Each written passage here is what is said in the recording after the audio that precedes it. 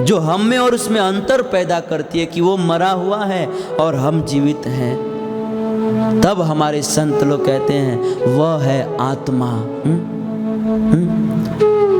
आत्मा ही है जो हम में और उसमें अंतर पैदा करती है कि वो मरा हुआ है और हम जीवित हैं। तो इस तीसरे प्रमाण से भी साबित होता है कि हम आत्मा हैं। हम आत्मा हैं।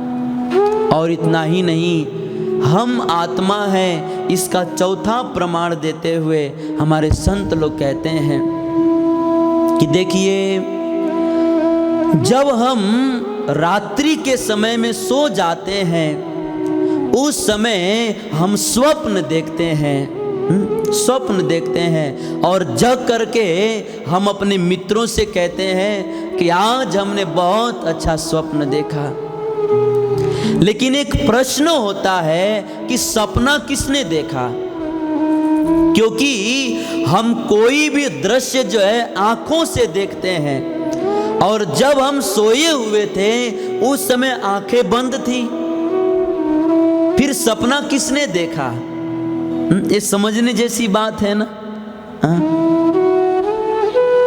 कि जब हम सो जाते हैं तो सपना देखते हैं और उठ करके कहते हैं कि आज हमने बहुत अच्छी सपना देखी। लेकिन प्रश्न होता है कि हम कोई भी दृश्य आंखों से ही देखते हैं, और जब हम सोए हुए थे उस समय तो हमारी आंखें बंद थी, फिर सपना किसने देखा? तब हमारे संत लोग कहते हैं वो है आत्मा। यह सब कुछ आत्मा ने देखा। तो इस तरह से इन चारों प्रमाणों से साबित होता है कि हम सभी ये शरीर नहीं, हम सभी ये आत्मा हैं। हमारा असली स्वरूप है आत्मा। हम सभी आत्मा हैं। और इस आत्मा को सभी धर्मों के लोग स्वीकार करते हैं। इस्लाम धर्म में इस आत्मा को रूह कहते हैं। क्रिश्चियन धर्म में ईसाई लोग इस आत्मा को सोल कहते हैं, और हमारे सनातन धर्म में इसको जीव कहते हैं या तो आत्मा कहते हैं। तो इस तरह से हम सभी आत्मा हैं। अब जो है प्रश्न होता है कि यह आत्मा क्या है? ठीक है, हम आत्मा हैं, हमें शरीर नहीं, हम आत्मा हैं। लेकिन प्रश्न होता है कि यह आत्मा क्या है? तब गीता में लिखा है कि यह आत्मा जो है ममैवांशो जीव लोके, यह आत्मा जो है परमात्मा भगवान का अंश है। परमात्मा का अंश है। तो अब जो है फिर से प्रश्न होता है कि भगवान कौन है? भगवान कौन है?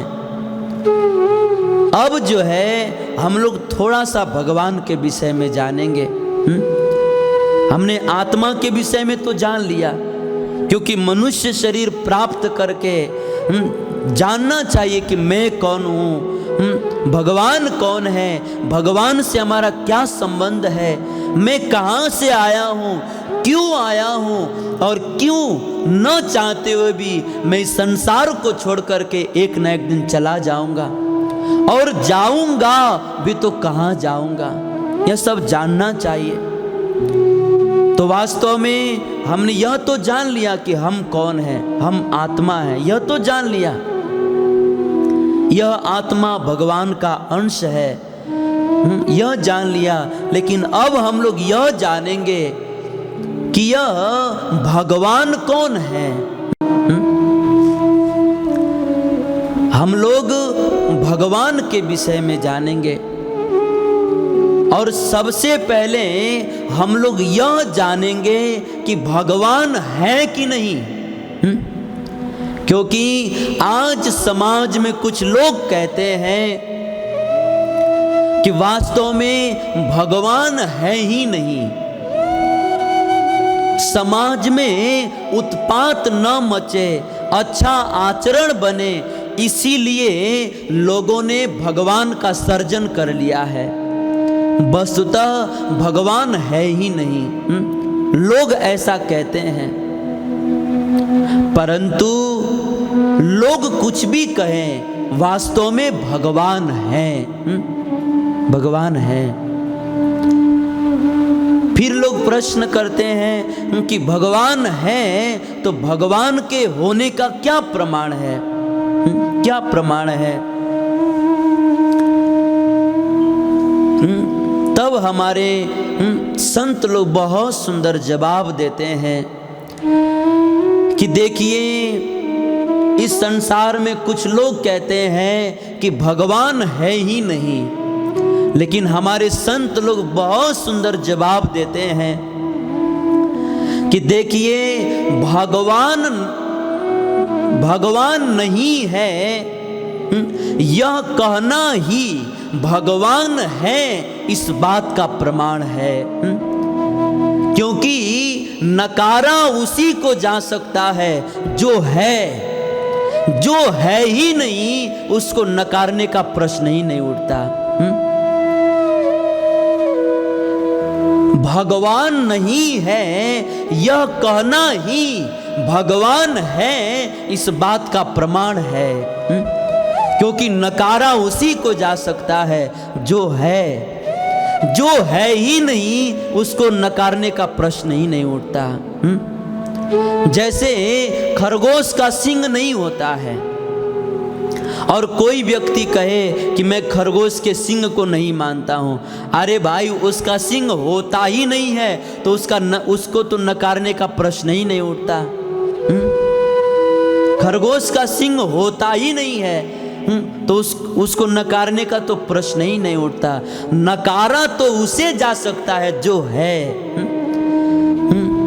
है ही नहीं, उसको नकारने का तो प्रश्न ही नहीं उठता। तो इस तर्क से निर्विवाद साबित होता है कि भगवान है। भगवान है। और कुछ लोग इतना तर्क देने के बाद भी कुछ लोग तर्क करते हैं। कुछ लोग कहते हैं कि हमने भगवान को देखा ही नहीं है तो कैसे मान लें कि भगवान है। तब हमारे संत लोग बहुत सुंदर कहते हैं कि देखिए, ऐसा जरूरी नहीं है कि हमने जो नहीं देखा है वो है ही नहीं। जैसे उल्लुओं ने कभी सूर्य को नहीं देखा है तो क्या सूर्य नहीं है? जैसे हमने अमेरिका को नहीं देखा है तो क्या अमेरिका नहीं है? है। तो जैसे उल्लुओं ने सूर्य को नहीं देखा है फिर भी सूर्य है, जैसे हमने अमेरिका को नहीं देखा है फिर भी अमेरिका है, वैसे ही हमने भगवान को नहीं देखा है लेकिन फिर भी भगवान है। भगवान है। ऐसा जरूरी नहीं है कि हमने जो नहीं देखा है वो है ही नहीं। हमने जो नहीं देखा है वह भी है। और हम लोग इस बात पर विश्वास भी करते हैं। किस आधार पर विश्वास करते हैं? कि भले ही हमने नहीं देखा है लेकिन जिसने देखा है उसके दृष्टि पर विश्वास रखते हैं। जैसे हम लोगों ने अपने माता पिता के विवाह को नहीं देखा है लेकिन जिसने देखा है उसके वचन पर तो विश्वास रखते हैं ना। वैसे ही हमने भगवान को नहीं देखा है लेकिन जिन संतों ने भगवान को देखा है उनके दृष्टि पर और उनके वचन पर विश्वास रखते हैं। भले ही हमने नहीं देखा है लेकिन जिन संतों ने देखा है उनके दृष्टि पर विश्वास रखते हैं। कुछ लोग समाज में कुछ लोग कहते हैं कि नहीं नहीं प्रभु आप कुछ भी कह लो, हम जो है प्रत्यक्ष भगवान को देखेंगे ना, तभी भगवान को मानेंगे। परंतु हमारे संत लोग कहते हैं कि देखिए यह आपका गलत हठ है, गलत जिद है, क्योंकि हर बात प्रत्यक्ष देख करके ही विश्वास नहीं करना चाहिए। कुछ कुछ बातें ऐसी होती हैं जिसे केवल पढ़ करके और सुन करके विश्वास किया जाता है, और हम लोग करते भी हैं। जैसे जहर के पुड़िया पर लिखा होता है कि इसको खाने से मौत हो जाती है, तो हम पढ़ करके ही विश्वास कर लेते हैं। ऐसा नहीं कहते हैं कि नहीं नहीं हम तो खा करके देखेंगे। बस हम पढ़ करके ही विश्वास कर लेते हैं। और इतना ही नहीं, जैसे कभी कभी बिजली के बोर्ड पर लिखा होता है कि डोंट टच, इसे छुइए मत, छुएंगे तो बहुत खतरा हो सकती है। तो हम लोग जो है उसको पढ़ करके ही विश्वास कर लेते हैं। ऐसा नहीं सोचते हैं कि नहीं नहीं हम छू करके देखें कि वास्तव में खतरा होता है कि नहीं। हम पढ़ करके ही विश्वास कर लेते हैं। तो मेरा सब कुछ कहने का भाव यह है कि संसार में कुछ कुछ ऐसी बातें होती हैं जिसे केवल पढ़ करके और सुन करके विश्वास करना होता है। पढ़ सुन करके विश्वास करना होता है।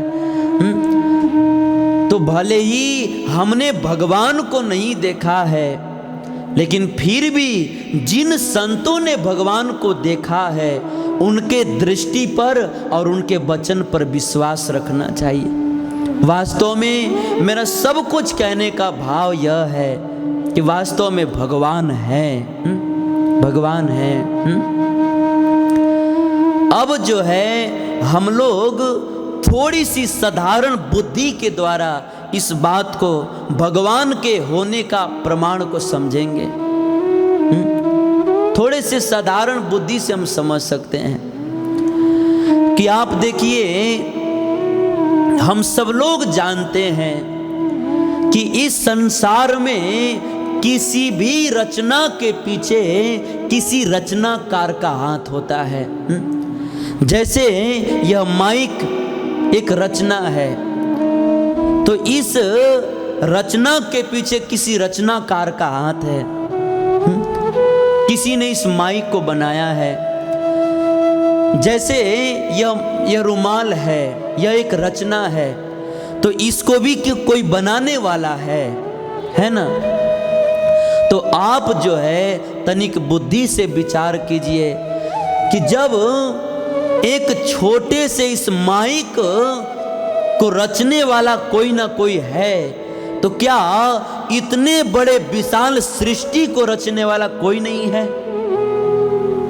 क्या ऐसे ही हो गया? नहीं, इसको भी रचने वाला कोई ना कोई है। और इतना ही नहीं, इस संसार में हम लोग देखते हैं कि हर व्यवस्था के पीछे किसी व्यवस्थापक का हाथ होता है।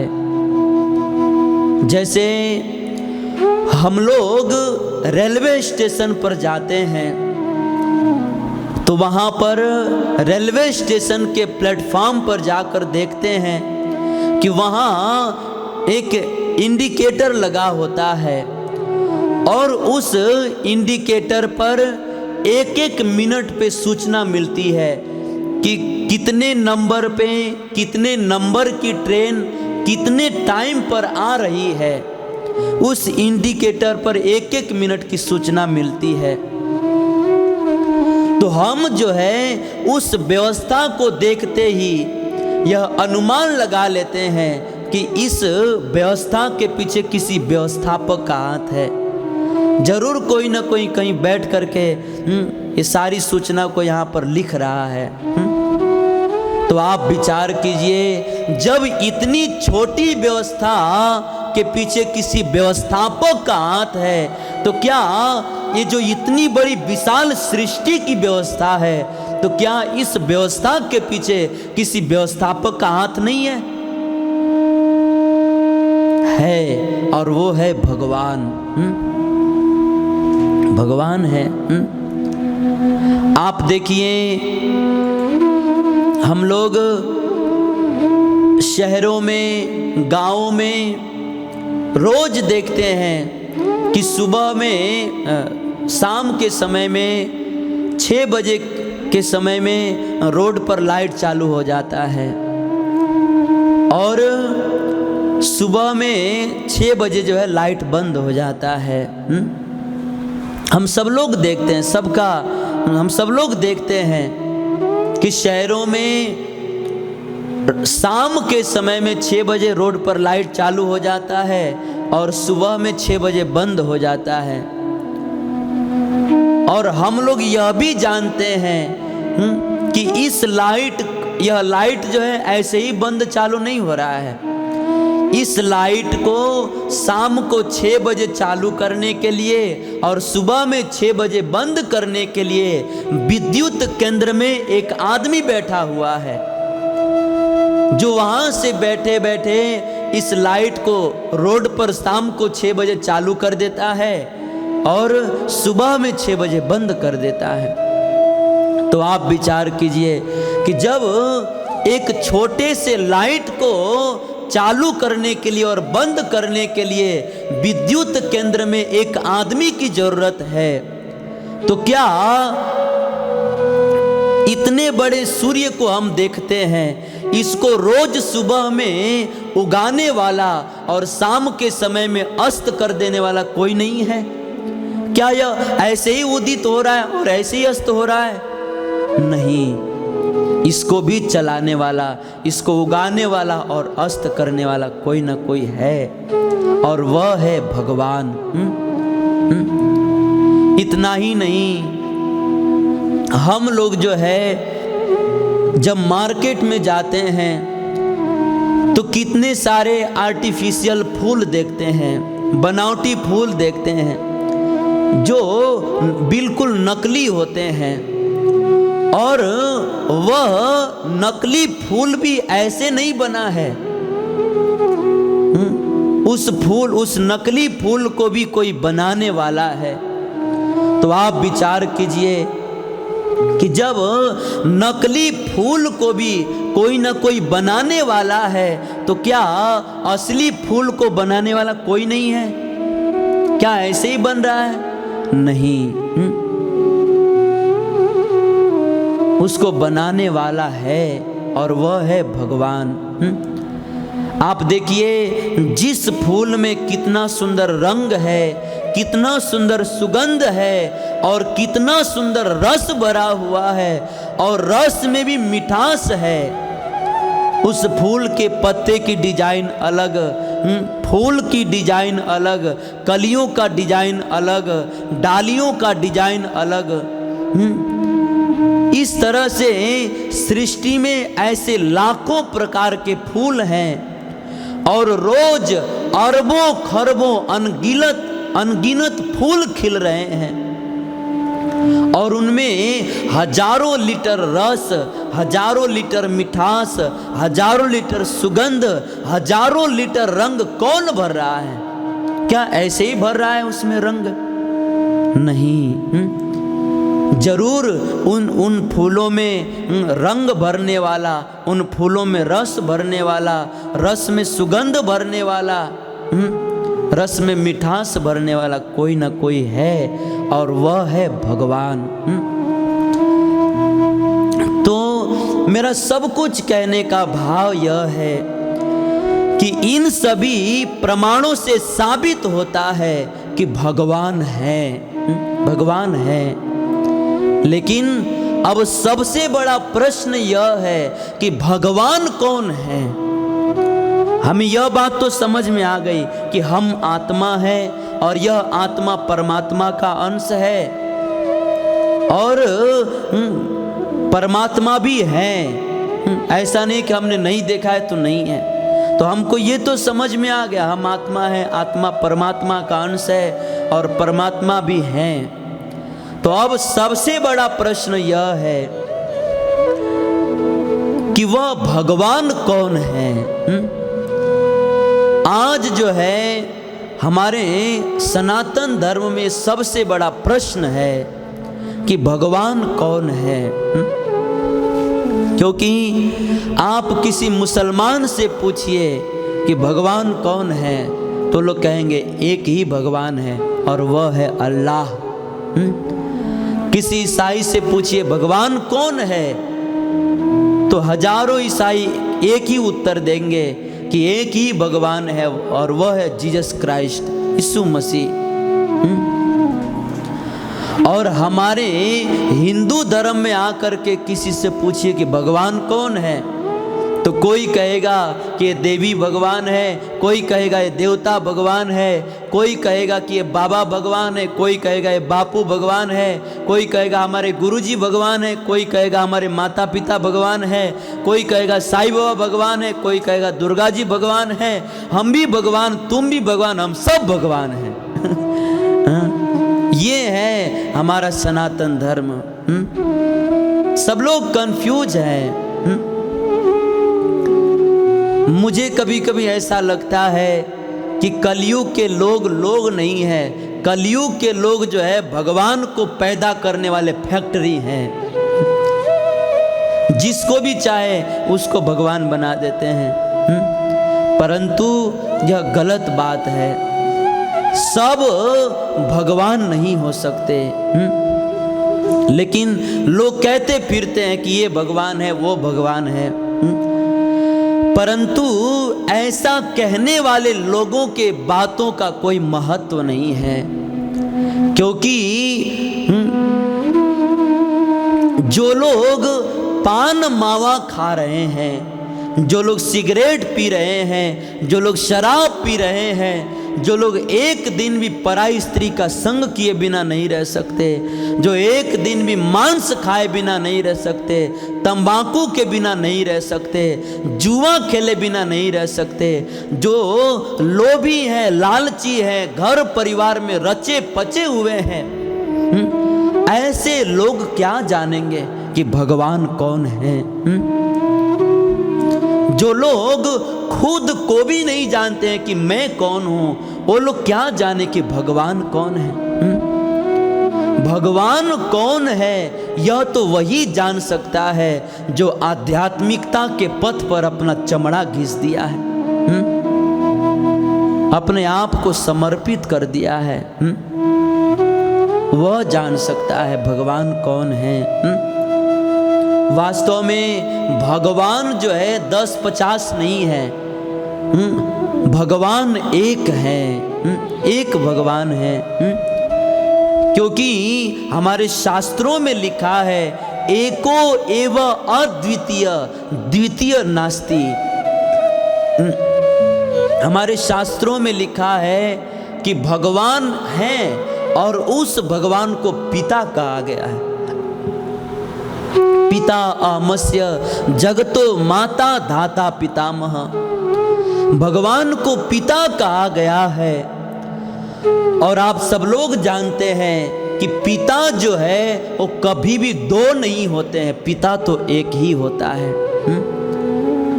इसलिए हम भगवान भी हमारे पिता हैं, अतः पिता एक ही हो सकते हैं, दो नहीं हो सकते।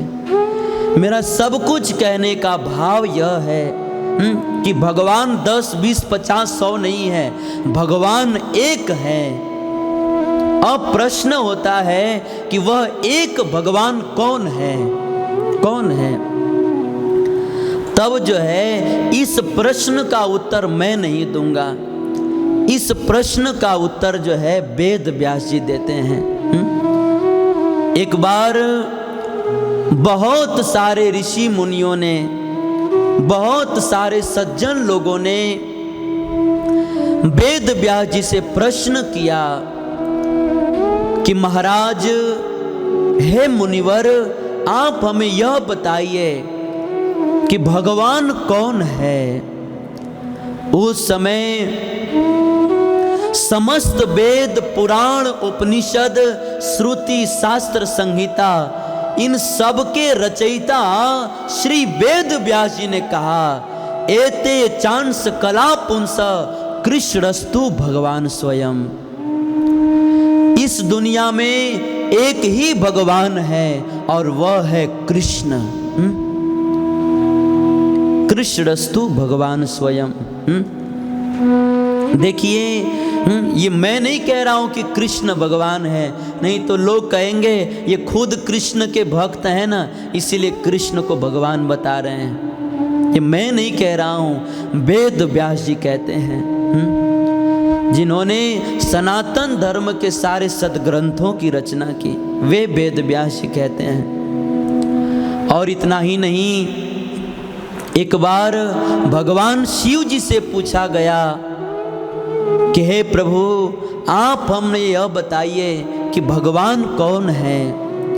उस समय शिव जी कहते हैं, आराधना नाम सर्वेशाम विष्णोराराधनम परम तस्मात् परतरम देवीम तदिया नाम समर्चनम। इस दुनिया में एक ही भगवान है और वह है विष्णु, राम या कृष्ण, एक ही भगवान है। इतना ही नहीं, एक बार ब्रह्मा जी से पूछा गया कि भगवान कौन है।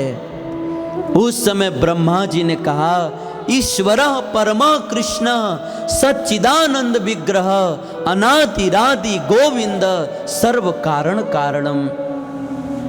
ब्रह्मा जी ने ऐलान करते हुए, गर्जना करते हुए कहा, इस दुनिया में एक ही भगवान है और वह है भगवान कृष्ण।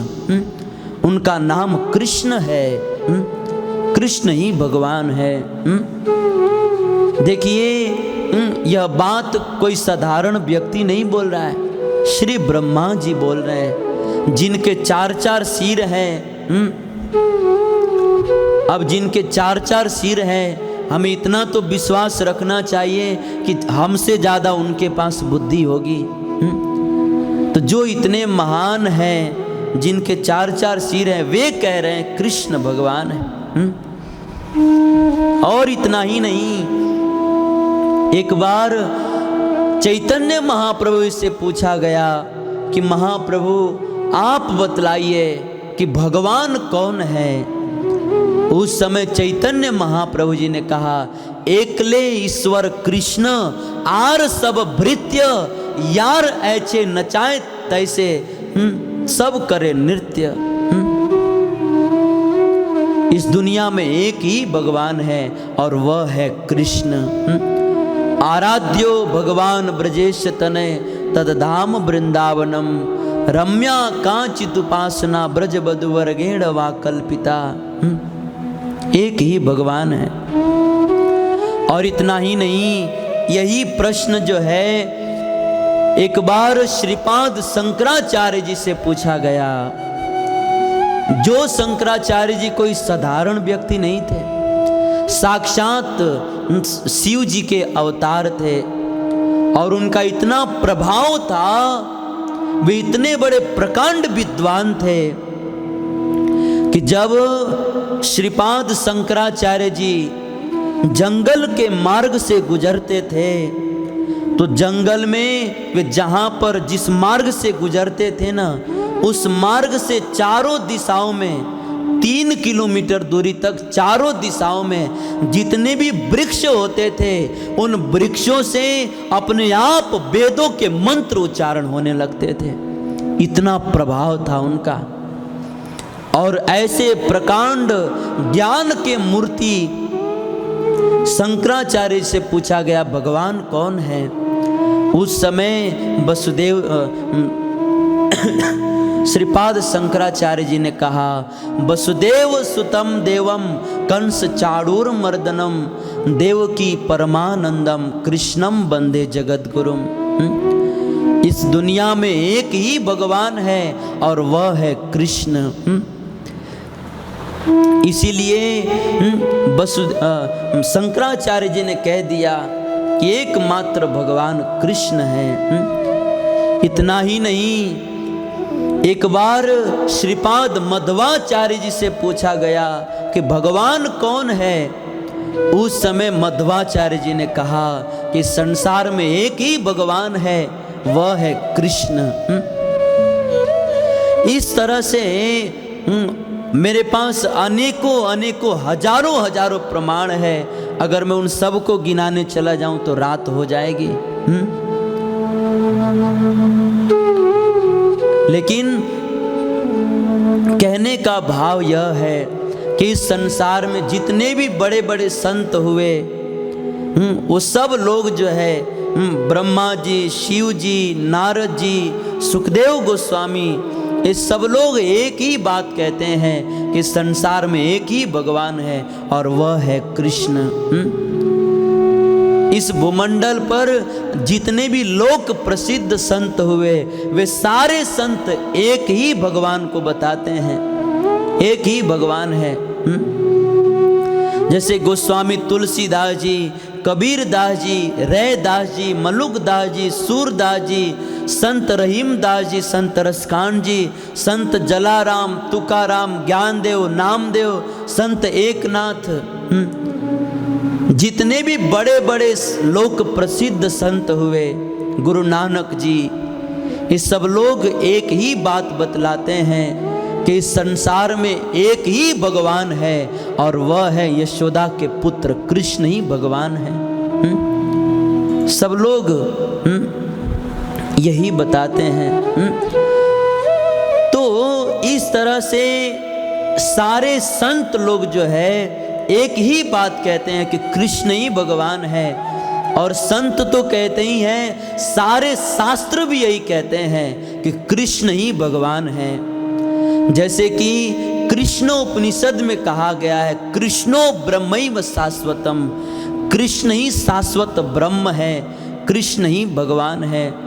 गोपाल तापनी उपनिषद में कहा गया है, कृषिर्भुवाचक शब्दो अणस्य निवृत्ति वाचक तयोरेक्य परम ब्रह्म कृष्ण इत्या अभिधीयते।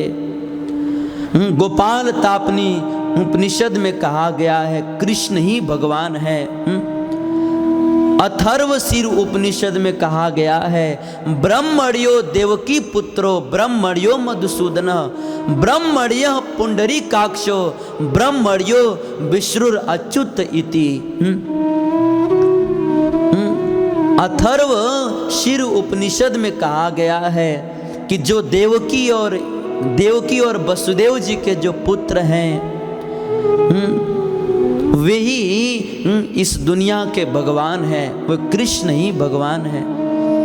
इतना ही नहीं, विष्णु पुराण में, भगवत गीता में, ऋग वेद में अनेकों स्थानों पर एक ही बात बतलाया गया है। सारे शास्त्रों में एक ही बात बतलाया गया है कि कृष्ण ही भगवान है, कृष्ण ही भगवान है। क्योंकि भगवान किसे कहते हैं? हमारे समस्त वेद पुराण उपनिषदों के रचयिता श्री वेद व्यास जी के पिता पराशर मुनि जी कहते हैं, वे कहते हैं, ऐश्वर्यस्य समग्रस्य वीर्यस्य यश सश्रियः ज्ञान वैराग्याश्चैव षडाम भग इति गणा। पराशर मुनि जी कहते हैं कि देखिए, जिस व्यक्ति में पूर्ण रूप से 6 गुण होना, उसको भगवान कहते हैं। कौन से गुण? पराशर मुनि जी कहते हैं, सबसे पहला, जो पूर्ण सौंदर्यवान हो, जिस व्यक्ति में पूर्ण सुंदरता है, जो तीनों काल में सुंदर रहता है। और दूसरा, जिस व्यक्ति में पूर्ण बल है, जिस व्यक्ति में पूर्ण धन है, और जिस व्यक्ति में पूर्ण यश है, और जिस व्यक्ति में पूर्ण ज्ञान है, और जिस व्यक्ति में पूर्ण वैराग्य है, जिस व्यक्ति में ये 6 गुण जो है पूर्ण मात्रा में विराजमान है, पूर्ण रूप से विराजमान है, वही भगवान हो सकता है। और हमारे संत लोग कहते हैं ये 6 का 6 गुण जो है एकमात्र भगवान कृष्ण में है। संसार के लोग भी सुंदर होते हैं, लेकिन संसार के लोग वर्तमान में सुंदर हैं, लेकिन भविष्य में सुंदर नहीं रहेंगे। लेकिन भगवान कृष्ण तीनों काल में सुंदर रहते हैं। और संसार के लोगों के पास बल होता है, लेकिन पूर्ण बल नहीं होता है। लेकिन भगवान कृष्ण के पास पूर्ण बल है। इसीलिए तो अभी केवल 6 दिन के थे तो उन्होंने 18 किलोमीटर में लंबी चौड़ी विकराल भयानक पूतना को मार डाला। इतने बलवान है भगवान। गीता में भगवान तो कहते हैं कि बलम बलवता चाहम। इस दुनिया में जितने भी लोगों के पास बल है ना, वो सारा बल मुझसे ही प्रकाशित हुआ है। तो इस तरह से भगवान पूर्ण बलवान है। और इतने बलवान है कि 7 वर्ष की आयु में भगवान कृष्ण के पास इतना बल है कि उन्होंने 7 साल की आयु में ही अपने कानी अंगुली के नख के ऊपर 21 किलोमीटर में फैले हुए 7 कोस में फैले हुए गिरिराज पर्वत को अपने नख पर धारण कर लिया। भगवान जो है पूर्ण बलवान है। और इतना ही नहीं, भगवान जो है पूर्ण धनवान भी है। संसार के लोग के पास उतना धन नहीं होता, भगवान पूर्ण धनवान है। इतने धनवान है कि सोने के द्वारिका में रहते थे।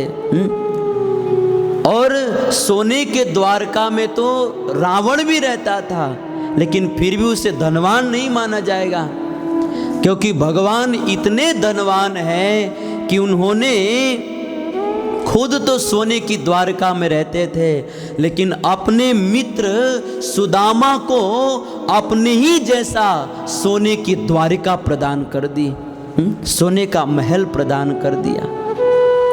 ये है भगवान के पूर्ण धनवान होने का प्रमाण। और इतना ही नहीं, स्वयं धन की अधिष्ठात्री देवी दिन रात भगवान के चरणों की सेवा करते रहती हैं। अब इससे बड़ा भगवान के धनवान होने का क्या प्रमाण होगा। धन की अधिष्ठात्री भी उनकी सेवा करती हैं। धन के अधिष्ठात्री लक्ष्मी के भी वैभव है भगवान। भगवान जो है लक्ष्मी जी के भी धन है, वैभव है। इस तरह से भगवान पूर्ण धनवान है और पूर्ण यशस्वी है। संसार के लोगों का यश तो अपने गांव में होता है, शहर में होता है, पृथ्वी पर होता है, लेकिन स्वर्ग में नहीं होता, तीनों लोक में नहीं होता। लेकिन भगवान का यश जो है पूरे ब्रह्मांड में फैला हुआ है, तीनों लोकों में उनके यश का गान होता है। अतः भगवान पूर्ण यशस्वी है। और 5वां, भगवान जो है पूर्ण ज्ञानवान है। इतने बड़े ज्ञानवान है कि कुरुक्षेत्र की युद्ध भूमि में वे केवल अपने मित्र अर्जुन से केवल 45 मिनट बात कर दिए ना, वह बात ही इस दुनिया का सबसे बड़ा ग्रंथ बन गया, जिसको आज हम गीता के नाम से जानते हैं। भगवान पूर्ण ज्ञानवान है। और इतना ही नहीं, भगवान पूर्ण वैराग्यवान है। आप देखिए, भगवान श्री रामचंद्र जी का राज्याभिषेक होने के लिए जा रहा था, राज मिलने जा रहा था, लेकिन अगले ही क्षण उनको वन का राज्य मिल गया। उस समय राम जी के मुख पर तनिक भी दुख की एक रेखा भी नहीं दिखाई दी। संत लोग तो कहते हैं कि भगवान जो है वन में जाने की बात सुन करके उस समय भगवान के मुख पर जैसे मुस्कान आई ना, भगवान का वह छवि जो है, वह मुस्कुराता हुआ छवि मेरे हृदय में विराजता रहे। मतलब कहने का भाव यह है कि भगवान को अयोध्या का राज्य मिलने वाला था, वन का राज्य मिल गया, एक झटके में छोड़ करके चले गए। ये है भगवान का वैराग्य। और इतना ही नहीं, ब्रज की गोपियां भगवान कृष्ण से कितना प्रेम करती थी, लेकिन ऐसे ब्रज के गोपियों को एक झटके में त्याग करके चले गए। ये है भगवान का वैराग्य। हम लोग इस संसार में हम लोगों से तो कोई प्रेम करता नहीं है, या तो मोह होता है, या ममता होती है, या वासना होती है।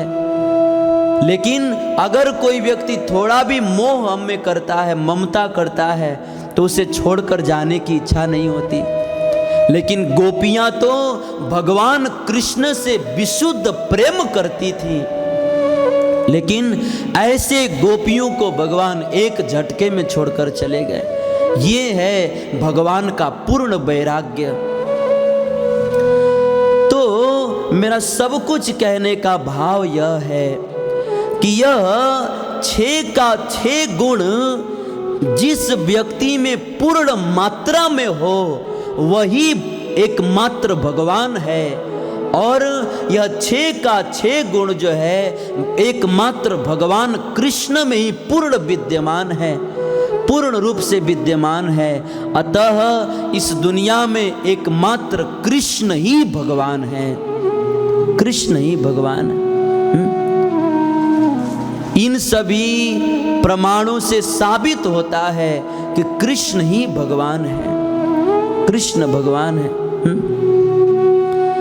अब जो है प्रश्न होता है कि कृष्ण भगवान है तो ये देवी देवता कौन है?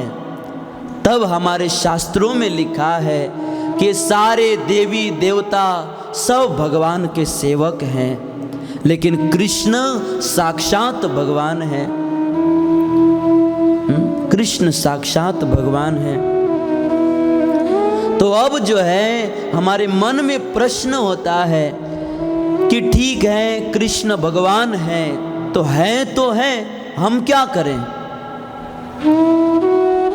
कृष्ण भगवान ये बात समझ में आ गई, लेकिन है तो है, वो रहे भी, हमें उनसे क्या मतलब?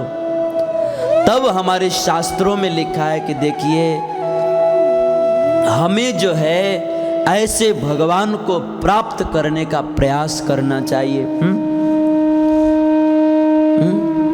तब लोग तुरंत प्रश्न करते हैं कि हमें भगवान की क्या जरूरत है कि हम भगवान को पाने का प्रयास करें। इस प्रश्न का उत्तर जो है हमने कथा के 5वें दिन के अंतिम दिन में, पांचवें दिन के अंतिम में हमने इस प्रश्न का उत्तर बताया था कि वास्तव में इस दुनिया में सबको, हर एक व्यक्ति को भगवान की जरूरत है। कैसे भगवान की जरूरत है, इस प्रसंग को 5वें दिन के अंतिम में हमने बहुत विस्तार से इसकी चर्चा की थी, इसलिए आज हम इसकी चर्चा नहीं करेंगे। लेकिन यह बात ध्यान रखिए कि हमें जो है भगवान की जरूरत है, बिल्कुल जरूरत है।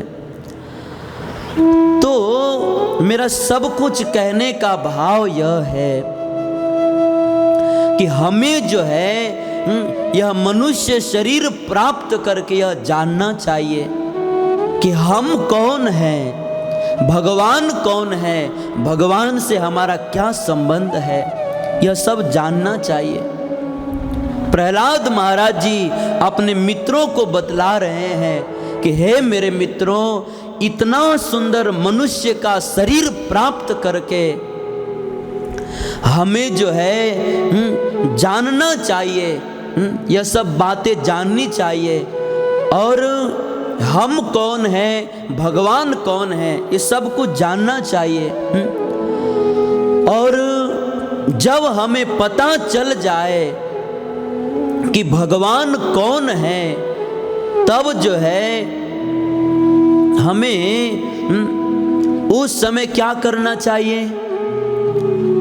मानो प्रहलाद महाराज जी के मित्रों ने पूछा कि प्रहलाद, आप कह रहे हो कि हमें खुद के विषय में, भगवान के विषय में जानना चाहिए, तो ठीक है जानना चाहिए, लेकिन आप हमें यह बताइए कि अगर हमें पता चल जाए कि भगवान कौन है, तब हमें क्या करना चाहिए। तब प्रहलाद महाराज जी कहते हैं, धर्मान भागवतानि है। हे मेरे प्यारे मित्रों, जब हमें यह पता चल जाए कि भगवान कौन है, तो हमें जो है उस भगवान कृष्ण की भक्ति करनी चाहिए। धर्मान भागवतानि, भागवत धर्म का आचरण करना चाहिए, अर्थात भगवान कृष्ण की भक्ति करनी चाहिए। उस समय प्रहलाद महाराज जी के मित्रों ने पूछा कि प्रहलाद, हमें जो है भगवान की भक्ति क्यों करना चाहिए, क्यों करना चाहिए। तब जो है प्रहलाद महाराज जी कहते हैं कि हे मेरे मित्रों, हमें भगवान कृष्ण की भक्ति इसलिए करना चाहिए क्योंकि जब तक हम उनकी भक्ति नहीं करेंगे और जब तक उनकी प्राप्ति नहीं कर लेंगे, तब तक जो है हमें कभी भी सुख नहीं मिल सकता है। इसीलिए अगर सुखी होना है तो हमें भगवान की भक्ति करनी चाहिए। आज जो है वर्तमान समय में सब लोग जो है बहुत दुखी हैं, बहुत दुखी हैं। जैसे हमारे संत लोग कहते हैं कि जैसे स्क्रू जो है गाड़ी से अलग होकर के रोड पर गिर जाता है और रोड पर गिर करके दिन भर में हजारों लोगों का लात खाते रहता है, वैसे ही इस संसार में सभी जीव जो है भगवान को भूल करके इस संसार सागर में गिर पड़े हैं। और संसार सागर में गिर करके कभी अपने स्वजनों का लात खा रहे हैं, कभी माया का लात खा रहे हैं, कभी अपने परिवार का लात खा रहे हैं, कभी अपने समाज का लात खा रहे हैं। और कब तक खाते रहेंगे, जब तक पुनः भगवान की प्राप्ति न हो जाए ना, तब तक लात खाते ही रहेंगे। जैसे स्क्रू जो है गाड़ी से अलग होकर के रोड पर गिर जाता है और हजारों लोगों का लात खाते रहता है, और कब तक लात खाते रहता है, जब तक वह पुनः गाड़ी से न जुड़ जाए तब तक वह लात खाते ही रहता है। वैसे ही जब तक परमात्मा भगवान कृष्ण से बिछड़ा हुआ जीव पुनः भगवान से न जुड़ जाए, तब तक लात खाते ही रहेंगे, लात खाते ही रहेंगे। इसीलिए प्रहलाद महाराज जी कह रहे हैं कि हे मेरे मित्रों, जब तक हमें उस भगवान की प्राप्ति नहीं होगी तब तक हम दुखी रहेंगे। इसीलिए हमें जो है भगवान कृष्ण की प्राप्ति करनी चाहिए। और कृष्ण की प्राप्ति कैसे होगी? भगवान की भक्ति करने से होगी। उनकी भक्ति करने से ही सारा दुख दूर होगा। आज जो है वर्तमान समय में सब लोग दुखी हैं। कोई तन दुखी, कोई मन दुखी, कोई धन बिन रहत उदास, थोड़े थोड़े सब दुखी, सुखी राम को दास। इस संसार में सब लोग दुखी हैं। हो सकता है कि दुखी होने का कारण अलग अलग हो सकता है, लेकिन दुख तो सबके पास है। हो सकता है कोई धन के कारण न दुखी हो, तो वह घर के कारण दुखी है। हो सकता है किसी के पास घर हो तो वह अपने पत्नी के कारण दुखी है। किसी के पास पत्नी अच्छी हो तो सकता है बच्चे के कारण दुखी है। तो इस तरह से दुखी होने का कारण अलग अलग हो सकता है, लेकिन दुखी तो सब लोग हैं। धन बिना निर्धन दुखी, तृष्णा बस धनवान, कहूँ न सुख संसार में, देख लिया सब छान। सब लोग दुखी हैं। हमारे संत दादू दयाल जी कहते हैं कि दादू जब ही राम बिसारिय, तब ही हानि होई, प्राण पिंड सर्वस गया, सुखी न देखा कोई। दादू जी कहते हैं कि मैं जो है इस भूमंडल पर कई वर्षों से रह रहा हूँ, लेकिन आज तक भगवान का भजन किए बिना कोई सुखी हो गया, आज तक मैंने ऐसा नहीं देखा। सुखी न देखा कोई, प्राण पिंड सर्वस गया, सुखी न देखा कोई। मेरा सब कुछ चला गया, लेकिन आज तक देखते देखते मैं बूढ़ा हो गया, परंतु आज तक किसी को सुखी नहीं देखा। सब लोग दुखी हैं। गुरु नानक जी कहते हैं, नानक दुखिया सब संसार, सुखिया वही जो नाम आधार। गुरु नानक जी भी कहते हैं कि संसार में सब लोग दुखी हैं। हमारे रहीम जी कहते हैं, बड़े बड़न को दुख है, छोटे दुख से दूर, सूरज चंदा नित ग्रसे, तारे जग से नूर।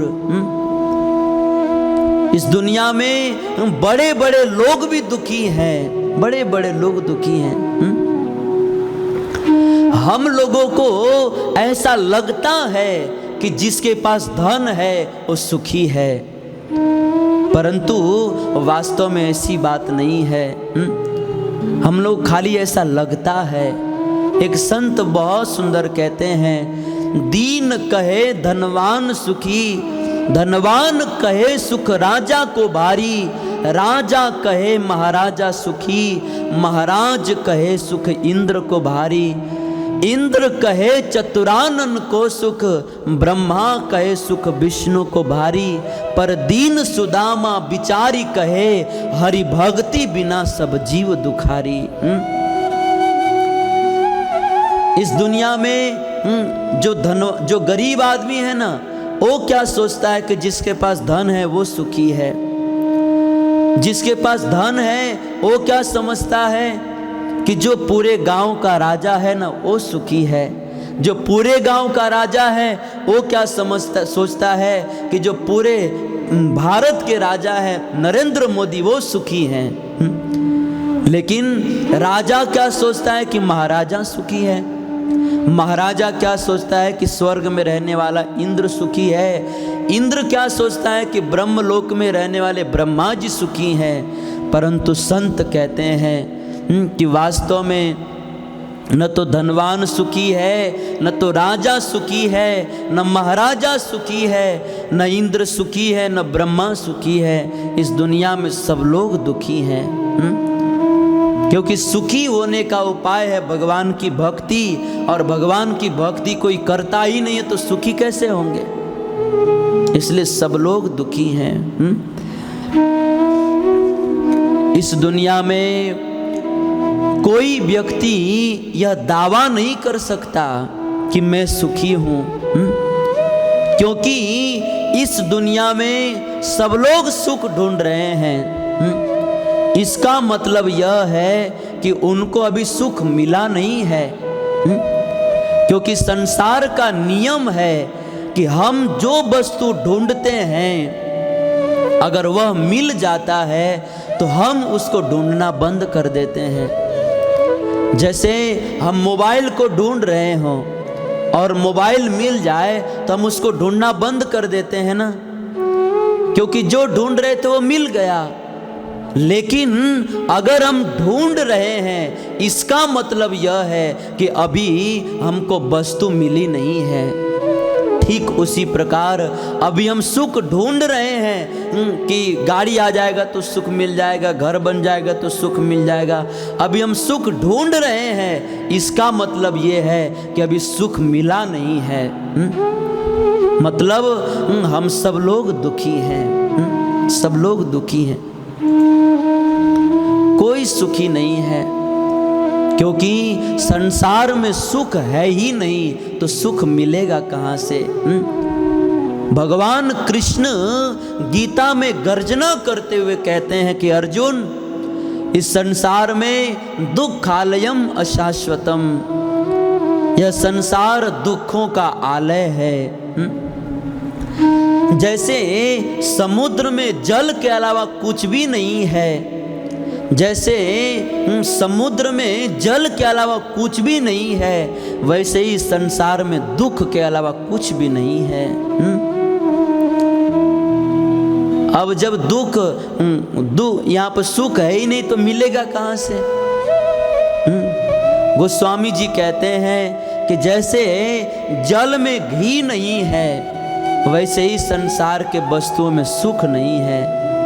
जैसे धान के भूसी को आप कितना भी चबा लीजिए उसमें से रस नहीं निकल सकता, वैसे आप संसार के वस्तुओं को कितना भी भोग लीजिए आपको सुख नहीं मिल सकता।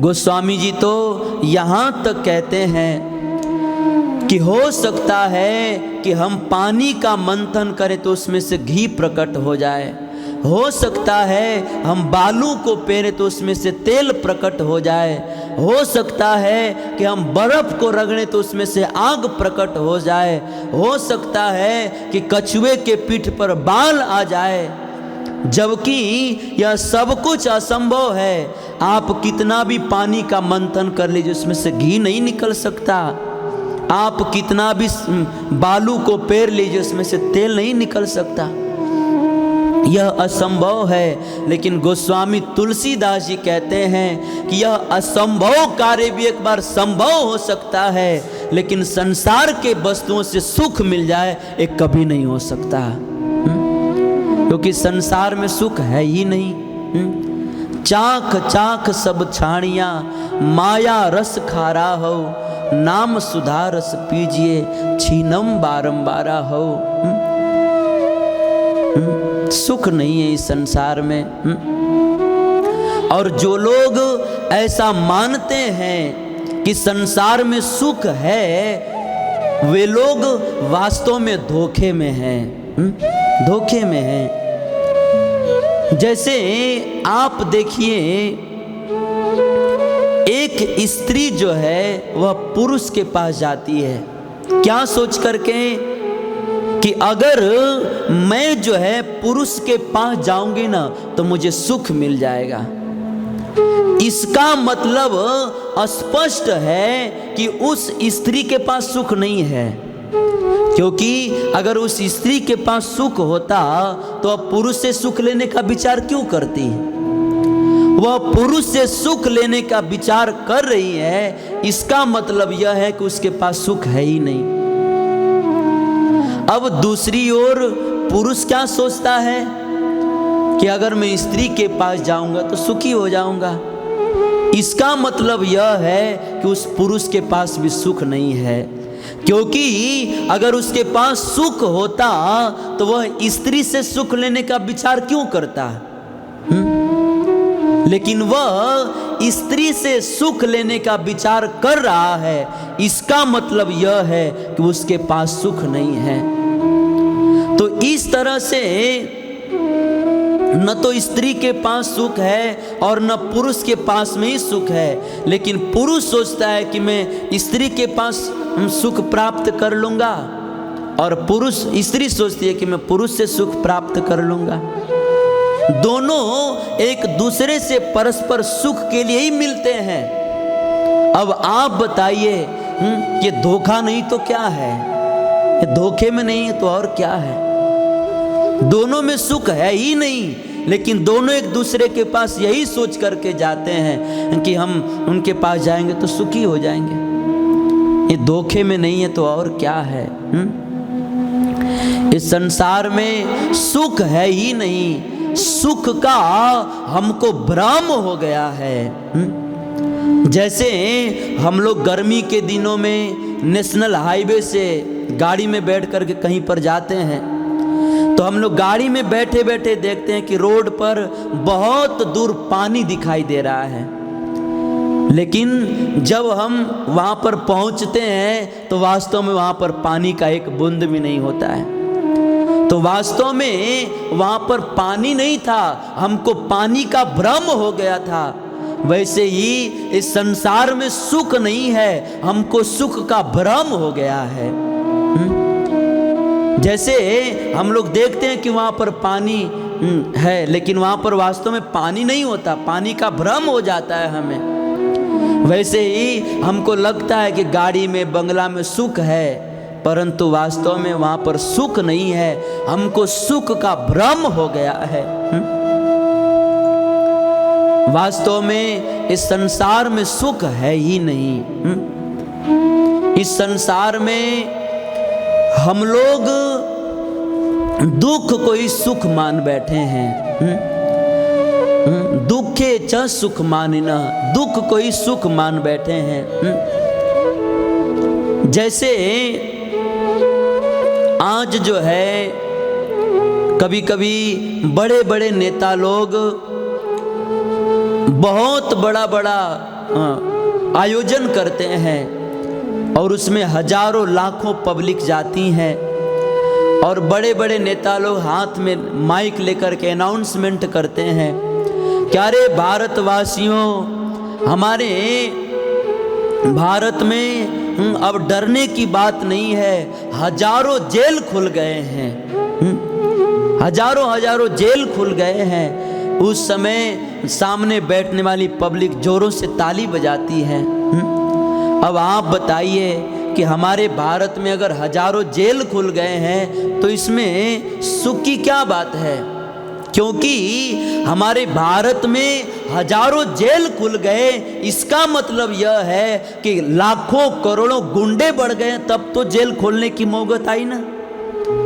तो वास्तव में हजारों जेल खुल जाना एक दुख की बात है, लेकिन संसार के लोग इस दुख को ही सुख मान बैठते हैं और तालियां बजाते हैं। बड़े बड़े नेता लोग अनाउंसमेंट करते हैं कि अरे हमारे भारतवासियों, दिन रात 24 घंटा खुले रहने वाले हजारों हॉस्पिटल खुल गए हैं। इतना सुन करके सामने बैठने वाली पब्लिक जोरों से ताली बजाती है। अब आप बताइए इसमें खुश होने की बात क्या है? खुशी होने की बात क्या है? क्योंकि अगर हमारे भारत में 24 घंटा खुले रहने वाले हजारों हॉस्पिटल खुल गए, इसका मतलब यह है कि जब करोड़ों करोड़ों लोग बीमार पड़ गए तब तो हजार हॉस्पिटल खोलने की जरूरत पड़ी ना। तो वास्तव में हजार हॉस्पिटल खुल जाना ये दुख की बात है, लेकिन संसार के लोग इस दुख को ही सुख मान बैठते हैं। दुखे च सुख मानिना। इस संसार में सुख है नहीं, लोग दुख को ही सुख मान बैठे हैं। जैसे हमारे गुरु महाराज जी बताते हैं कि एक बार एक गांव में दो व्यक्ति में झगड़ा हो रहा था। उस समय एक व्यक्ति जो था वो अमीर था और दूसरा जो है बहुत गरीब था। तो अमीर ने गरीब से झगड़ा करते हुए डांटते हुए कहा कि अरे जाजा, तू मुझसे पंगा लेगा? अरे जाजा, तू 1 महीने में जितने का अन्न खाता है ना, उतने पैसे का मैं जो है 1 दिन में और 1 टाइम में दवाई खाता हूं। यह बोल करके वो बहुत गर्व का अनुभव कर रहा था।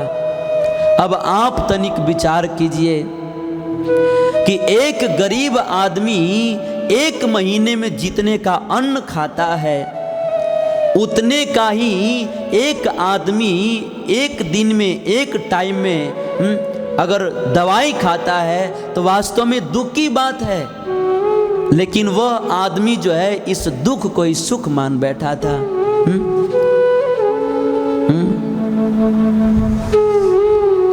कहने का भाव यह है कि इस संसार में सुख है ही नहीं, हम लोग दुख को ही सुख मान बैठे हैं।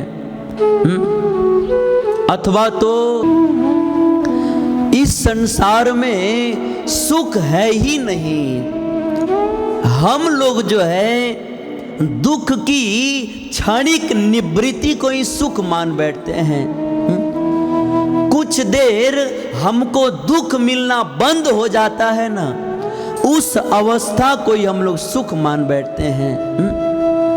उस जितना देर तक हमको दुख मिलना बंद हो गया, उस अवस्था को ही हम लोग जो है सुख मान बैठते हैं।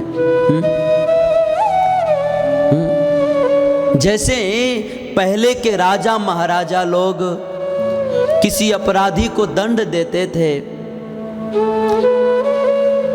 तो उस अपराधी को राजा के सैनिक लोग उस अपराधी को लेकर के नदी में जाते थे और नौका में बैठा करके बीच नदी में लेकर के जाते थे और उस अपराधी का बाल पकड़ करके और उस अपराधी को पानी में डुबा देते थे। उसके बाल के बल से उसको डुबा देते थे और उस समय वह अपराधी बहुत तड़पड़ाता, बहुत चिल्लाता, बहुत रोता, बहुत दुखी होता, बहुत तड़पड़ाता। तब जो है अंत में जब उसकी अंत सांस बच जाती, एक श्वास बचती ना, तब जो है राजा के सैनिक लोग उसको बाहर निकालते। तब जो है उसको लगता कि अरे मैं तो सुखी हो गया। परंतु वास्तव में सत्य बात यह है कि राजा के सैनिक लोग उसको बाहर निकाल दिए तो वास्तव में सुखी नहीं हो गया, उसको उतना देर तक दुख देना बंद कर दिया है। तो वास्तव में इस संसार में जिस प्रकार से उस व्यक्ति को, उस अपराधी को जितना देर तक दुख देना बंद कर दिया जाता है, उस अवस्था को वो सुख मान बैठता है, वैसे ही इस संसार में हम लोगों को जितना देर तक दुख मिलना बंद हो जाता है ना, उतने देर को ही हम लोग सुख मान बैठते हैं। उस अवस्था को ही हम लोग सुख मान बैठते हैं। जितना देर हमको दुख नहीं मिल रहा है, उस अवस्था को ही हम लोग सुख मान करके बैठे हैं, सुख मान बैठे हैं। परंतु वास्तव में वो सुख नहीं है, सुख नहीं है। तो मेरा सब कुछ कहने का भाव यह है कि इस संसार में सुख है ही नहीं, सुख है ही नहीं। और सुख है भी तो कितना है, तब हमारे संत लोग कहते हैं, जो आनंद सिंधु सुख राशि, सीकर ते त्रैलोक सुपासी। संसार में कितना सुख है, संत उदाहरण देते हैं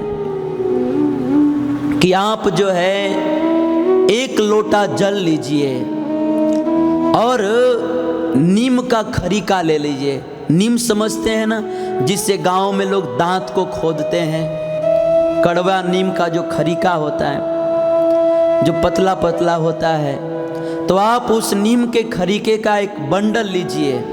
150 पतला पतला होता है, तो उसका नीम के खरीका का बंडल लीजिए और उसको जल से भरे हुए लोटे में डुबाइए और उसको बाहर निकालिए।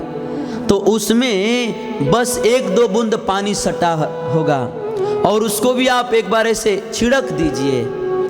तब क्या होगा कि उस 1 बूंद पानी का भी 1000 हिस्सा हो जाता है। और हमारे संत लोग कहते हैं ना, उस एक बूंद पानी का जो हजारवां हिस्सा है ना, उतना इस संसार में सुख है। अब आप विचार कीजिए, कोई व्यक्ति खूब प्यासा हो, खूब जोरों से प्यास लगी हो, और वह हमसे पानी मांगे और हम कहें कि जाओ वो एक बूंद का हजारवां हिस्सा पड़ा उससे पी लो, तो क्या उसकी प्यास बुझ जाएगी? अरे प्यास क्या बुझेगी, हाथ में ही सट जाएगा, कहाँ खत्म हो जाएगा पता नहीं चलेगा।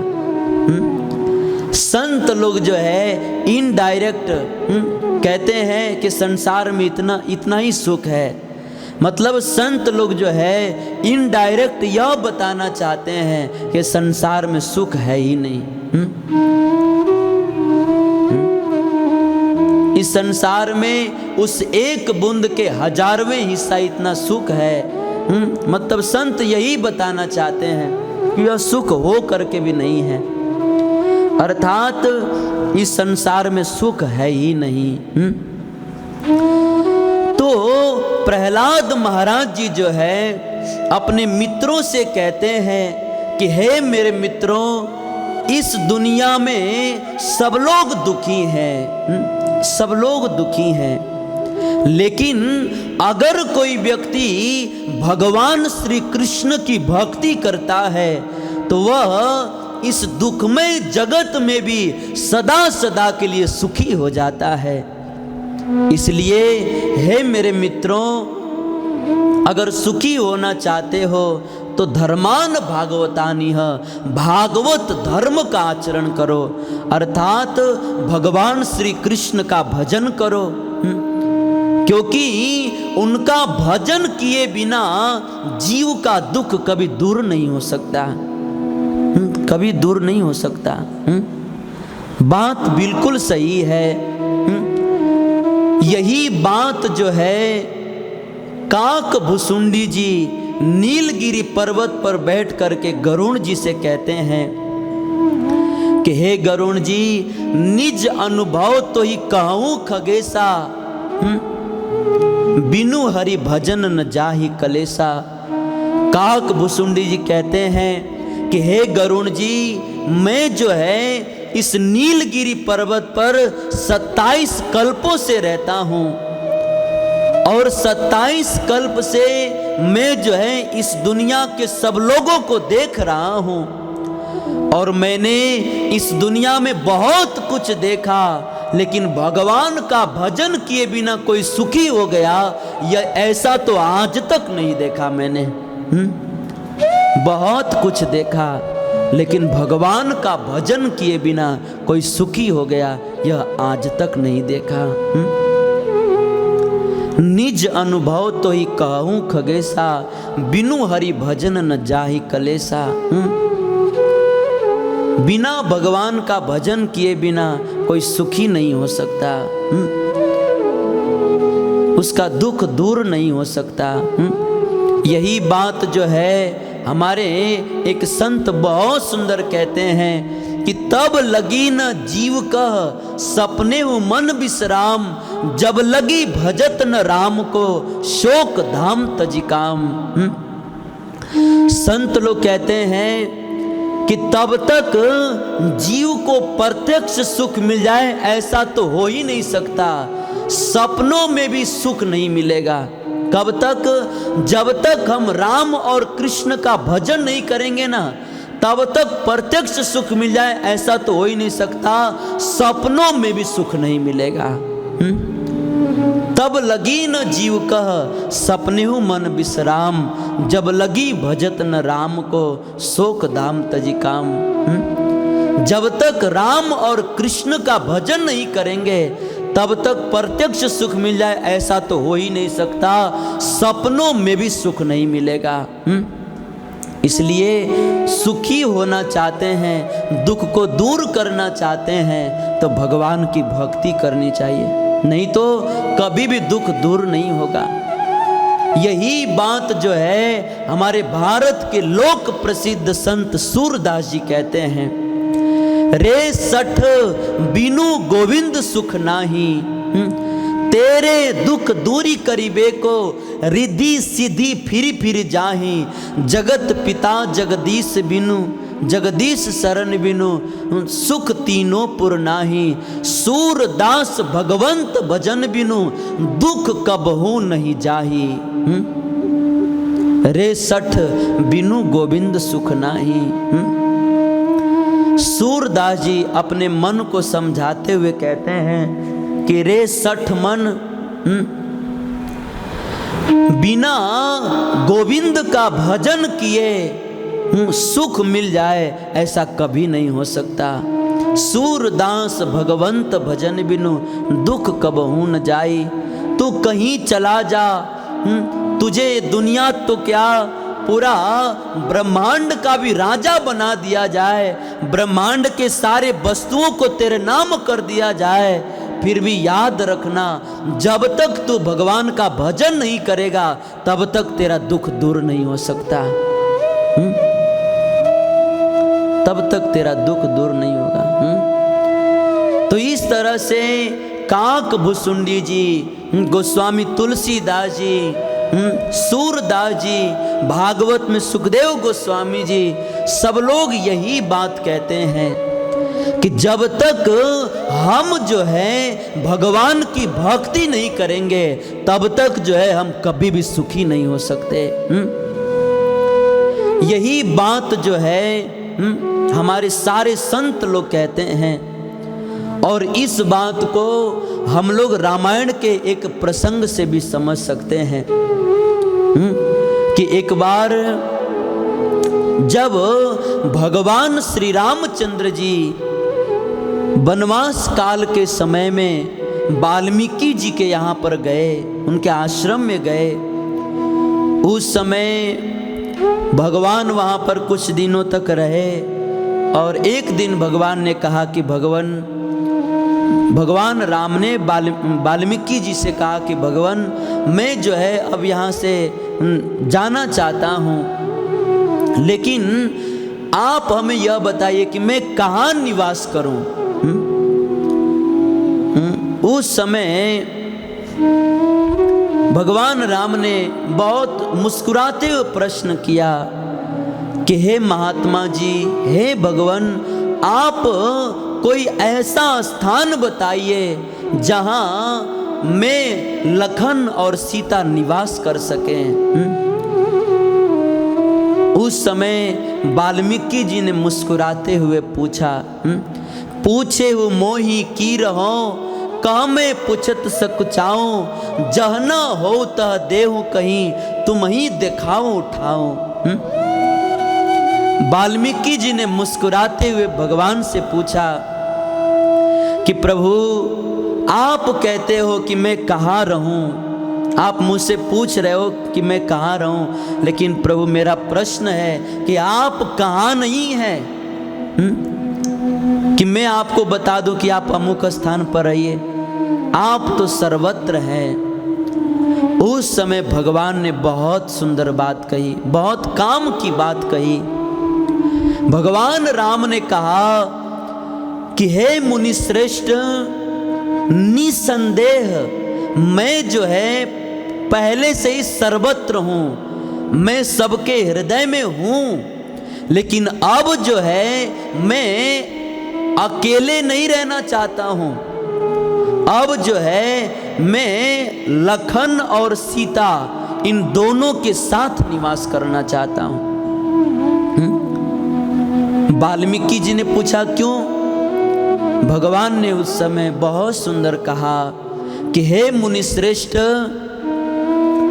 अगर जीव के हृदय में केवल मैं ही रहूंगा ना तो जीव का कभी भी कल्याण नहीं होगा।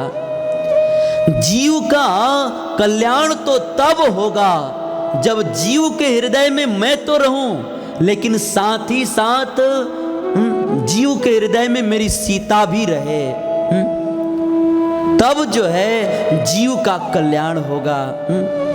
संत लोग कहते हैं सीता जी कौन है?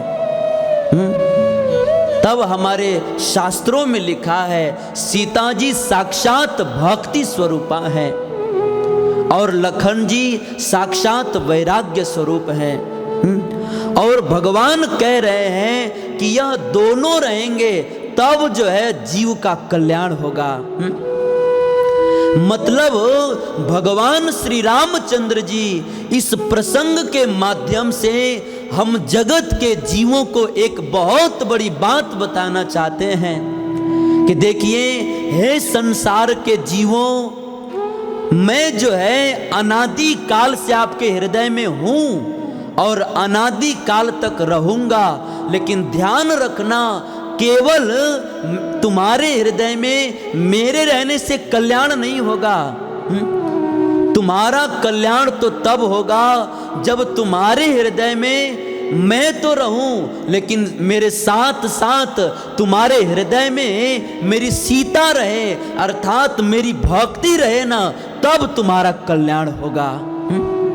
तब तुम्हारा कल्याण होगा। मैं तो रहूं लेकिन साथ साथ मेरी सीता भी रहे, अर्थात मेरी भक्ति रहे, तब जो है आपका कल्याण होगा, आपका दुख दूर होगा। केवल मेरे रहने से आपका दुख दूर नहीं होगा। बात बिल्कुल सही है। गोस्वामी जी रामायण में कहते हैं, अस प्रभु हृदय अछत अभिकारी, सकल जीव जगदीन दुखारी। गोस्वामी जी कहते हैं कि भगवान जो है पूर्ण आनंदमय है, आनंद के मूर्तिमान विग्रह है, आनंद के मूर्तिमान विग्रह है। लेकिन ऐसे आनंद के मूर्तिमान विग्रह भगवान जो है अनादि काल से हम जीवों के हृदय में निवास कर रहे हैं, लेकिन फिर भी आज तक सभी जीव जो है दुखी हैं। और भगवान यहाँ पे कह रहे हैं कि दुखी हैं और दुखी रहेंगे। कब तक? जब तक हृदय में उस आनंद कंद भगवान के साथ साथ उस भगवान की भक्ति नहीं होगी ना, तब तक जो है हम कभी भी सुखी नहीं हो सकते। हम हमेशा दुखी ही रहेंगे। जीव का दुख तो तब दूर होगा जब जीव के हृदय में भगवान तो रहे, लेकिन साथ साथ भगवान की भक्ति भी रहे, तब जो है जीव का दुख दूर होगा। तो रामायण के इस प्रसंग से साबित होता है कि जब तक हम भगवान की भक्ति नहीं करेंगे तब तक जो है हम सुखी नहीं हो सकते। इसीलिए अगर सुखी होना चाहते हैं तो भगवान की भक्ति कीजिए, भगवान की भक्ति कीजिए, क्योंकि भगवान की भक्ति किए बिना जीव का, हमारा, आपका, किसी का भी दुख कभी भी दूर नहीं हो सकता। यही बात काक भुसुंडी जी कहते हैं, यही बात शिव जी कहते हैं, यही बात गोस्वामी जी कहते हैं, यही बात सूरदास जी कहते हैं, यही बात वेद व्यास जी कहते हैं, यही बात भागवत में सुखदेव गोस्वामी जी कहते हैं, यही बात आज के इस प्रसंग में श्री प्रहलाद महाराज जी अपने मित्रों को बतला रहे हैं कि जब तक हम भगवान की भक्ति नहीं करेंगे तब तक सुखी नहीं हो सकते। देखिए, अगर हमें सुखी होना है ना, तो सुखी होने के लिए भगवान ने जो उपाय बतलाया है, उन्होंने जो नियम बतलाया है, वही ही करना पड़ेगा,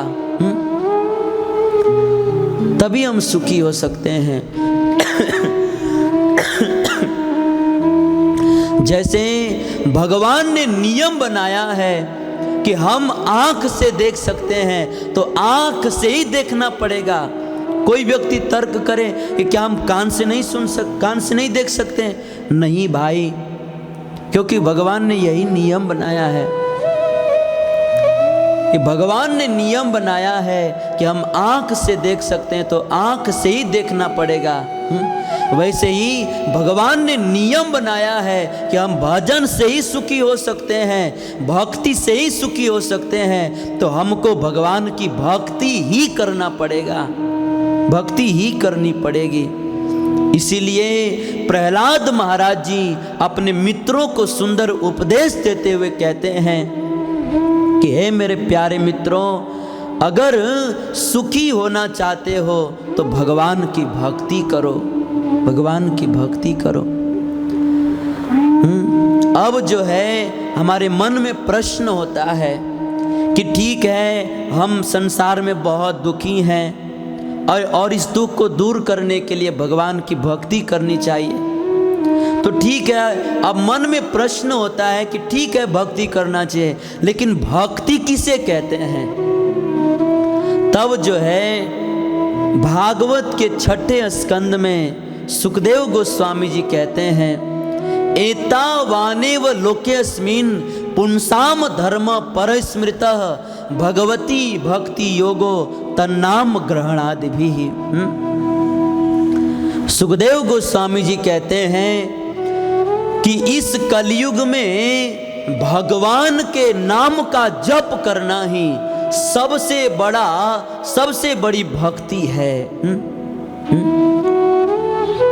इस घोर कलिकाल में भगवान के नाम का जप करना ये सबसे बड़ी भक्ति है। और जो लोग भगवान के नाम का जप करते हैं वे लोग हमेशा सुखी रहते हैं। गुरु नानक जी कहते हैं ना, नानक दुखिया सब संसार, सुखिया वही जो नाम आधार। इस दुनिया में सब लोग सुखी हैं, लेकिन जिसने भगवान के नाम का आश्रय ग्रहण कर लिया है वह तो हमेशा सुखी रहता है।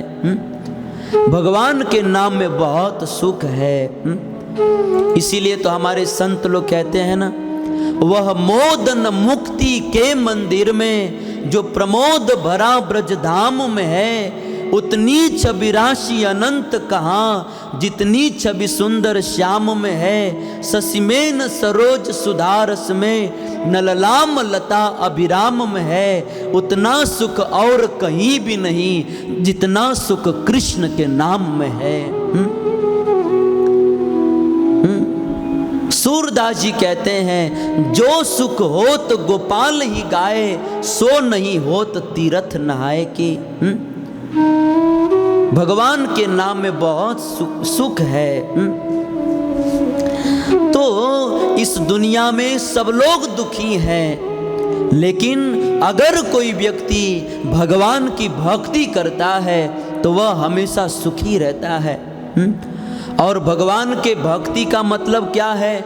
भगवान के नाम का जप करना, यही सबसे बड़ी भक्ति है। इसीलिए अगर सुखी होना चाहते हैं, दुखों से मुक्त होना चाहते हैं, तो भगवान के नाम का जप कीजिए। भगवान के नाम का जप कीजिए। अब जो है हमारे मन में प्रश्न होता है कि ठीक है, आप कहते हो भगवान का नाम जप करना चाहिए, लेकिन भगवान के तो बहुत सारे नाम हैं, कौन से नाम का जप करें?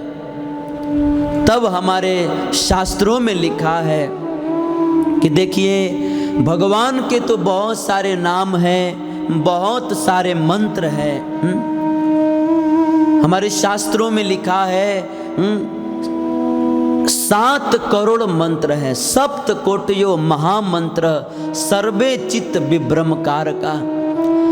हमारे शास्त्रों में 7 करोड़ मंत्र हैं। 7 करोड़ मंत्र हैं। लेकिन हमें जो है इसमें कौन से मंत्र का जप करना चाहिए? यही प्रश्न जो है महाभागवत श्री नारद जी ने ब्रह्मा जी से पूछा कि हे पिताश्री, आप हमें यह बताइए कि कलयुग के लोगों को अपना उद्धार करने के लिए, संसार के दुखों से मुक्त होकर सुख प्राप्त करने के लिए क्या करना चाहिए? कौन से मंत्र का जप करना चाहिए? उस समय ब्रह्मा जी ने कहा कि इति षोडशकम नामनाम कली कल्मष नाशनम नातः परतरोपायः सर्व वेदेषु दृश्यते। ब्रह्मा जी ने कहा कि हे नारद जी, इस संसार में, इस कलयुग में जिस मंत्र में भगवान का 16 नाम है और 32 अक्षर है, ऐसे मंत्र का यदि कोई व्यक्ति जप करता है तो वह जो है संसार के समस्त दुखों से मुक्त हो जाता है, हमेशा हमेशा के लिए सुखी हो जाता है। नारद जी ने पूछा, क्या और कोई मंत्र नहीं जपना चाहिए? कलयुग में क्या और कोई मंत्र नहीं जपना चाहिए? उस समय ब्रह्मा जी ने कहा कि हे नारद जी, मैंने सारे वेदों को, पुराणों को एक नहीं 4-4 बार पढ़ करके देख लिया। इस मंत्र के अलावा जीव का कल्याण करने वाला और कोई उपाय नहीं है, और कोई उपाय नहीं है। नातः परतरोपायः सर्व वेदेषु दृश्यते। अतः हमें जो है इस महामंत्र का जप करना चाहिए, महामंत्र का जप करना चाहिए। हमारे पद्म पुराण में श्री वेद व्यास जी लिखते हैं कि 32 अक्षरम मंत्रम नाम षोडशकान्वितम प्रजपन वैष्णवो नित्यम राधा कृष्ण स्थलम लभेत। अगर कोई व्यक्ति इस मंत्र का जप करता है, जिस मंत्र में भगवान का 16 नाम और 32 अक्षर है, ऐसे मंत्र का यदि कोई व्यक्ति जप करता है तो वह जो है दुखों से मुक्त होकर सुखी तो हो ही जाता है। वह जीवन के अंत समय में राधा और कृष्ण जिस गोलोक धाम में निवास करते हैं, वह मंत्र जप करने वाला भक्त भगवान राधा और कृष्ण के गोलोक धाम में चला जाता है। इति 32 अक्षरम मंत्रम नाम षोडशकान्वितम प्रजपन वैष्णवो नित्यम राधा कृष्ण स्थलम लभेत। राधा कृष्ण के पास चले जाता है। इसलिए इस मंत्र का जप करना चाहिए। हरे कृष्णा कृष्णा कृष्णा हरे हरे, हरे राम राम राम हरे हरे। इस मंत्र का जप करना चाहिए। अब जो है हमारे मन में प्रश्न होता है कि ठीक है, बहुत सारे मंत्र हैं, लेकिन हमें इस मंत्र का जप करना चाहिए, लेकिन कितना जप करना चाहिए? तब हमारे शास्त्रों में लिखा है, श्वास श्वास पर राम रट, वृथा श्वास मत खोए, ना जाने या श्वास को आन होए न कोए। हमारे शास्त्रों में लिखा है कि हमें जो है श्वास श्वास पर भगवान का नाम जप करना चाहिए। अर्थात हम जितना दिन भर में हम लोग जितना श्वास लेते हैं ना, उतना भगवान का नाम लेना चाहिए। हम कितना श्वास लेते हैं?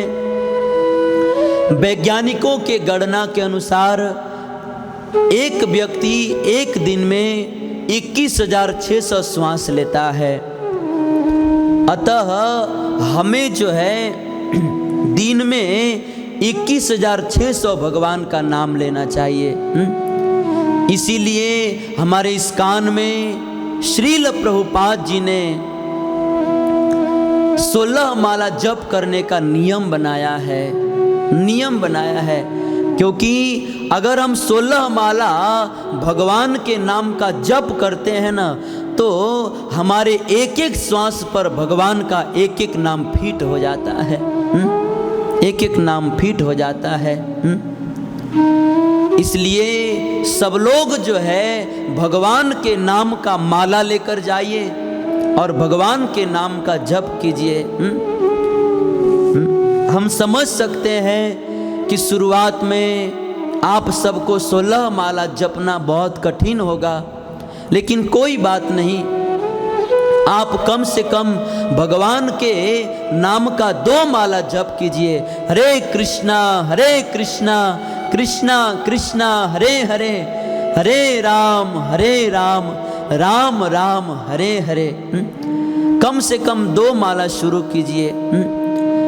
अब जो है कोई व्यक्ति प्रश्न कर सकता है कि ठीक है हमें इतना जप करना चाहिए, लेकिन इस मंत्र का जप करने का क्या नियम है? तब जो है हमारे भगवान श्री चैतन्य महाप्रभु जी कहते हैं कि नाम कारी बहुधा निज सर्व शक्ति तत्रार्पिता नियमितः स्मरणेन कालः। खाइते सुइते यथा तथा नाम लय, देश काल नियम नहीं सर्व सिद्धि है। चैतन्य महाप्रभु जी कहते हैं कि भगवान इस मंत्र, भगवान का ये जो नाम है, ये जो मंत्र है, इस मंत्र का जप करने का कोई नियम नहीं है, कोई नियम नहीं है। खाते बैठते सोते चलते फिरते काम करते कभी भी हम भगवान का नाम ले सकते हैं। यहाँ तक कि शौच करते समय में भी भगवान का नाम ले सकते हैं। और समय की तो बात ही छोड़ दीजिए, शौच करते समय में भगवान का नाम ले सकते हैं।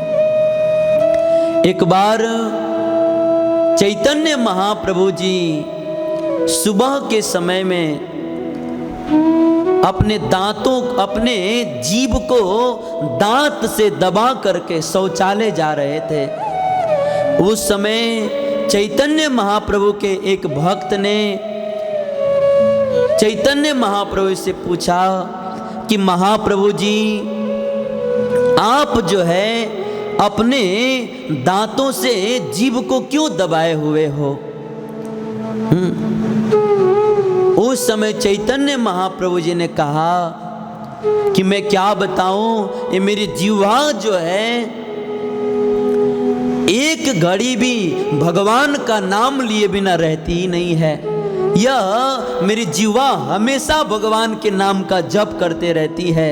हरे कृष्णा कृष्णा कृष्णा हरे हरे, हरे राम राम राम हरे हरे। मेरी जीवा जो है भगवान के नाम का जप किए बिना रहती ही नहीं है। और तुम ही बताओ कि मैं जो है शौच करने जा रहा हूं तो कैसे भगवान का नाम लूंगा? इसीलिए मैं अपने दांतों से जीवा को दबा करके रखा हूं। उस समय उस गोपाल ने, उस भक्त ने बहुत सुंदर बात कही। उस भक्त ने महाप्रभु से पूछा कि महाप्रभु जी आप हमें यह बताइए कि शौच करते समय में भी, शौच करते समय ही अगर मृत्यु आ गई तो क्या उस समय भगवान का नाम नहीं लेना चाहिए? उस समय चैतन्य महाप्रभु उस भक्त के चरणों में पड़ गए और चैतन्य महाप्रभु ने कहा कि आज तुमने मेरी आंखें खोल दी, कि तुमने बहुत सही बात कही कि भगवान के नाम से ही कल्याण होने वाला है। और शौच करते समय में ही अगर मृत्यु आ गई और हम भगवान का नाम नहीं ले तब तो पूरा जीवन व्यर्थ चला जाएगा, हम कल्याण से वंचित रह जाएंगे। अतः शौच के समय में भगवान का नाम ले सकते हैं। तो मेरा सब कुछ कहने का भाव यह है कि यद्यपि शौच करते समय भगवान का नाम नहीं लेना चाहिए, लेकिन उस समय अगर मृत्यु आ गई तो ले सकते हैं। या तो भगवान का नाम लिए बिना नहीं रहा जाता है तो ले सकते हैं। तो शौच के समय तो भगवान का नाम नहीं लेना चाहिए, लेकिन अगर हमारे शास्त्रों में बताया गया है कि अगर कोई व्यक्ति शौच कर रहा है उस समय में भगवान का नाम ले सकता है, कोई मना नहीं है। यद्यपि हमें स्नान करके ही लेना चाहिए, ऐसी अवस्था में नहीं लेना चाहिए, लेकिन हमारे शास्त्रों में यहाँ तक छूट है, ऐसी अवस्था में भी भगवान का नाम ले सकते हैं। यहाँ तक कि माता लोग कुछ महीनों में कुछ दिन अशुद्ध रहते हैं। ऐसी अशुद्ध अवस्था में भी नीम के माला पर भगवान के नाम का जप कर सकते हैं। भगवान के नाम का जप करने का कोई नियम नहीं है। इस मंत्र का आप कैसे भी जप कर सकते हैं, इससे कोई हानि नहीं होने वाली है, फायदा ही फायदा है। गोस्वामी जी कहते हैं, भाव कुभाव अनख आलस हो, नाम जपत मंगल दिशि दस हो। गोस्वामी जी कहते हैं, अगर कोई व्यक्ति भगवान का नाम भाव से ले, कुभाव से ले, अनख अर्थात ईर्ष्या से ले, आलस से ले, फिर भी भगवान का नाम जो है चारों दिशाओं में मंगल ही मंगल करने वाला है। गोस्वामी जी कहते हैं, भाव सहित शंकर जपे, कुभाव सहित मुनिवाल, कुंभ कर्ण आलस जपे, अनख जपे दस भाल। शिव जी जो है भगवान के नाम का जप भाव सहित करते हैं। शिव जी भाव सहित भगवान के नाम का जप करते हैं। कुभाव सहित वाल्मीकि मुनि ने किया, और कुंभकर्ण जो है वह आलस सहित भगवान के नाम का जप किया, और रावण जो है वह ईर्ष्या सहित भगवान के नाम का जप किया। लेकिन भगवान के नाम ने भाव सहित जपने वाले शंकर जी का भी, और कुभाव सहित जपने वाले वाल्मीकि जी का भी, और आलस के सहित जपने वाले कुंभकर्ण का भी, और ईर्ष्या के साथ जप करने वाले रावण का भी, इन चारों का भी मंगल ही मंगल कर दिया। भगवान का नाम जो है हम कैसे भी ले सकते हैं। कहते हैं कि जैसे हम जो है बिजली के तार को, बिजली को जो है हम प्रेम से छुएं, चाहे द्वेष से छुएं, चाहे ईर्ष्या से छुएं, चाहे आलस से छुएं, उसका स्वभाव है करंट मारना, तो हमको करंट मारेगा ही। वैसे ही भगवान का नाम हम भाव से ले, कुभाव से ले, ईर्ष्या से ले, आलस से ले, भगवान के नाम का स्वभाव है जीव के दुख को दूर करना, तो वह जीव के दुख को दूर करेगा ही। इसलिए भगवान का नाम जो हम कैसे भी ले सकते हैं। गोस्वामी जी कहते हैं कि जैसे बीज को आप जो है खेत में उल्टा डालिए चाहे सीधा डालिए, वह तो उगता ही है ना। वैसे ही भगवान का नाम आप उल्टा लीजिए चाहे सीधा लीजिए, भगवान का नाम तो मंगल ही करने वाला है। भगवान के इस मंत्र का जप आप कैसे भी कर सकते हैं। अन्य देवी देवताओं के जो मंत्र हैं उसको अगर हम उल्टा जपेंगे तो हानि भी हो सकता है। जैसे एक दुर्गा जी के बहुत बड़े भक्त थे। एक दिन की बात है, वह विवाह करके अपनी पत्नी को लेकर के दुर्गा जी के मंदिर में गए, और उस भक्त ने दुर्गा जी से कहा कि मम भार्या भक्षामि।